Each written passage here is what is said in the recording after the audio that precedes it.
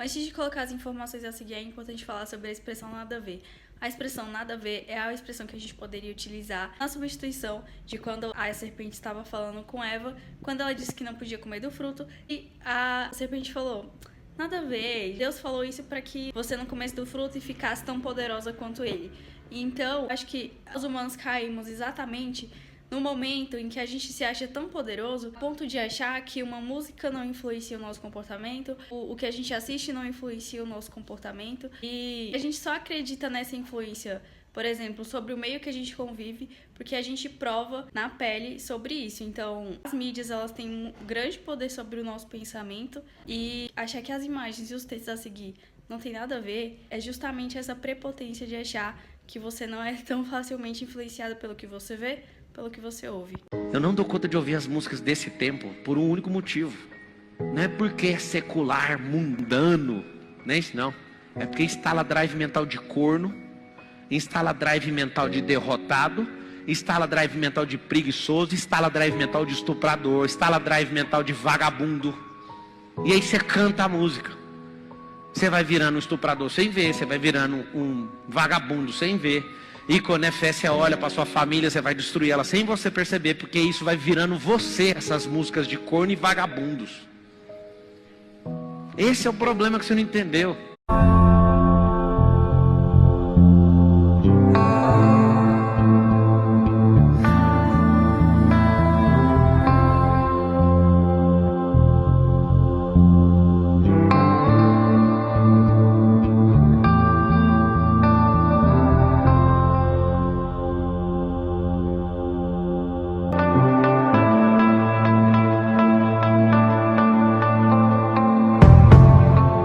Outro fato importante de lembrar também é que a Bíblia fala muito de algo chamado discernimento de espírito. Inclusive, no Antigo Testamento, tem um momento que cita um povo que foi confundido por profetas porque eles não conseguiam discernir que esses profetas, eles não estavam falando a voz de Deus, mas a voz do maligno. Então, algo que essa geração tem perdido muito, e algo que nós, que buscamos o reino de Deus, a gente precisa orar para ter, que é esse discernimento de espírito, pra gente entender o que tá por trás das coisas ao nosso redor.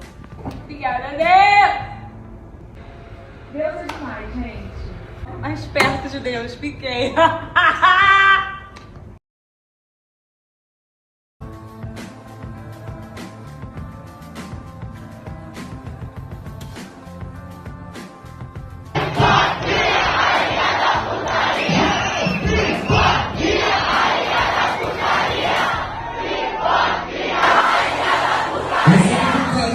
Eu sei, esse tipo de vídeo é o tipo de vídeo que as pessoas podem olhar e achar que, meu Deus, como os cristãos são retrógrados, meu Deus, vocês não percebem a arte. Mas enquanto eu estava vendo isso, meu coração clamava assim, o quanto nós precisamos de cristãos escrevendo a história, escrevendo arte. Aí eu lembrei desse livro aqui, How Shall We Live, Francis Schaeffer, em português chama Como Viveremos. E ele demonstra no decorrer da história como a arte, a qualidade da arte demonstrava o quanto a cultura estava florescendo ou não. E vendo isso que está acontecendo hoje, eu começo a pensar, será que nós não estamos no caminho sem volta? E se nós estivermos, será que não é hora dos cristãos realmente olharem para essa vocação e esse chamado que Deus nos deu de discipular nações, de ensinar as pessoas e fazer propositalmente aquilo que nós podemos fazer por inspiração de Deus? Eu não estou só falando para a igreja, fazer para a igreja, mas fazer para fora mesmo. Não consigo entender, de verdade, na minha cabeça não passa, não consigo compreender como isso pode ser aprovado por uma sociedade e dizer assim, realmente é dessa forma que nós queremos viver. E eu não consigo nem pensar como alguém, eu não consigo, para mim eu não consigo. Ou a pessoa, ela realmente não enxergou e o único caminho é o evangelho. Agora, como o evangelho vai sair dessas portas, como o evangelho vai para outro lugar, como o evangelho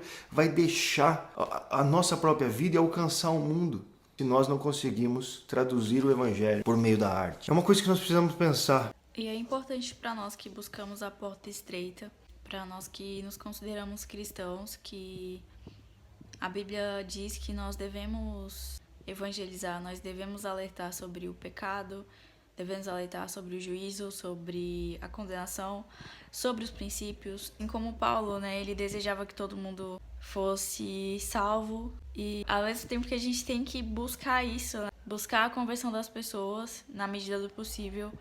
A gente não tem que esperar que todo mundo seja puro, que todo mundo queira buscar o bem realmente.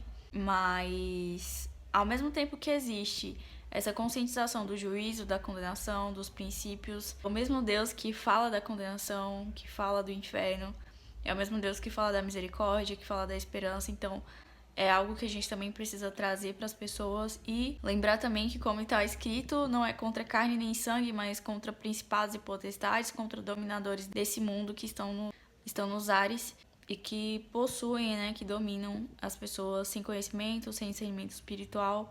E que Deus tenha misericórdia desses artistas, que Deus tenha misericórdia da arte brasileira, que Ele olhe para nós, para o Brasil, para a direção que a arte brasileira está tomando, que Ele tome providência, que Ele levante lamparinas, que Ele nos torne sal, que Ele continue nos tornando sal para essas pessoas. E que Ele nos dê discernimento pra gente dominar o que a gente ouve, o que a gente vê, até o que toma domínio da gente sem a gente ter noção. E nós temos 5 sentidos: audição, tato, paladar e olfato. É muito fácil nós sermos influenciados pelo que vemos, pelo que ouvimos. Inclusive, Jesus no deserto ele foi tentado através do que ele ouvia, através do que ele viu, porque Satanás mostrou o reino pra ele. Ele foi tentado através dos seus sentimentos. É muito perigoso o que a gente ouve e o que a gente vê. Isso influencia diretamente no que a gente sente também. Na verdade, o ramo da publicidade nasceu pós-Freud. Certo. Quando Freud descobriu que se você expor uma pessoa a muitas repetições de estímulo, visuais, principalmente auditivos e sensoriais, aquilo vira uma programação rasa no inconsciente individual, na sombra, e a pessoa tende a agir de maneira compulsiva baseada naquela programação. Publicidade é isso. Se eu vejo 75 comerciais da Coca-Cola, eu esqueço disso. Quando eu vou no supermercado, eu falo assim, tô com vontade de comprar Coca-Cola. Eu acho que eu escolhi comprar Coca-Cola. Mas, na verdade, o que me fez dentro da meu leque de opções. Eu posso comprar Coca-Cola, eu posso comprar Guaraná Antártica, eu posso comprar Coca Zero, eu posso comprar Tubaína, eu posso comprar qualquer Red Bull, eu posso comprar qualquer um. Por que eu comprei Coca-Cola? Eu comprei Coca-Cola porque na semana passada eu vi 75 comerciais da Coca-Cola. Isso a publicidade já sabe. Isso é um fato científico. Quanto mais você expõe a pessoa ao estímulo, uma história... E a publicidade é isso, são mini histórias de 30 segundos, impactante o máximo possível, mas a pessoa vai tender a agir de maneira impulsiva e compulsiva dentro daquela história que ela ouviu.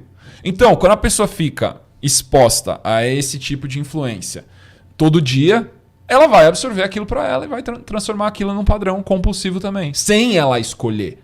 Que a via hedonista é a via da inconsciência. É a busca do prazer. Ela vai agir de acordo com aquele estímulo daquela fonte sem escolher. Eu achei que escolhi Coca-Cola. Na verdade, eu não escolhi. Quem escolheu foi a Coca. Foi a